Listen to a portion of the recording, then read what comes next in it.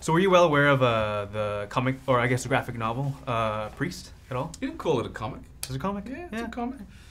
I was not aware of the Priest comic before I read the script. Excuse me, but we start that again. A little.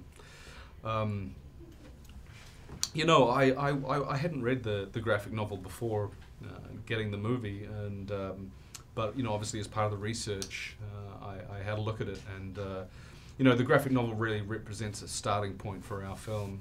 You know, I think they really kind of expanded and developed a great universe full of really interesting characters. Now, actually, is this the first time you actually played a villain? Well, no, actually, I played in Bourne Supremacy. Yeah. Kind of knocked off Bourne's girlfriend. Wasn't particularly a nice thing to do. So, is it kind of refreshing to play the bad guy? It's fun. Bad guys have a lot of fun. They do. Well, I was speaking with Paul, and I heard that you actually hurt Paul in one of the scenes. He denied it. He said he had one up on you. I don't know. But you guys were actually allowed to do a lot of your stunts, right? We did, and that's why people got hurt. You know, we trained for about 3 weeks with the stunt guys, and you know, I mean, as if a fight scene isn't difficult enough as it was, we put it on top of a moving train. So you know, when you limit the space, it can get pretty tricky. But it's a kick-ass action sequence, and it's a lot of fun. So how did Paul get hurt though? How did Paul get hurt? Or how did you hurt Paul? I guess? How did I hurt Paul? Well, the first time I hurt him, I was supposed to crush his hand. He was hanging onto the side of the train, and the ball of my foot missed his hand as rehearsed, but the heel of my boot did not.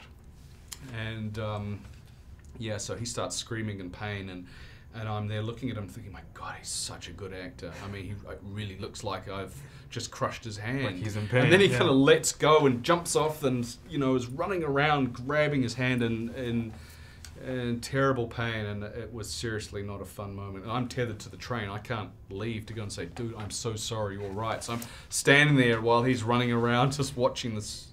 It was a disaster. So this is your first time working with Scott, right? Yeah. Was it refreshing to kind of work with the director, I guess, who's pretty new to directing, I guess? Yeah, but you know the amazing thing about Scott is this is his second film, but he is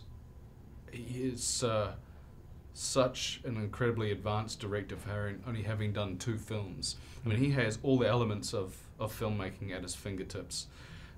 You know, he knows about cameras and imagery and symbolism, and he's great with actors, and he's great with writing dialogue. And you know, in the pre-production process, he would talk about the references. He would talk about Blade Runner and The Searchers and Kurosawa's Throne of Blood, and then you go and see the finished film, and it's all there.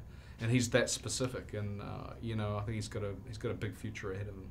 Is there any future for you, I guess, in a Priest prequel? Well, you know, touch wood, we were just at the point where we're handing this film off to an audience, and you know, it's a great fun film, and we hope that, you know, people enjoy watching it and have as much fun with it as we had making it. And if we're blessed, then we'll be back to make more. So what's up next for you? What film do you have coming up? Next thing I'm going to do, we've got another Star Trek film coming. How's that going? Well, we haven't started shooting it yet, but you know, we're going to start towards the end of this year. So I'm really looking forward to that.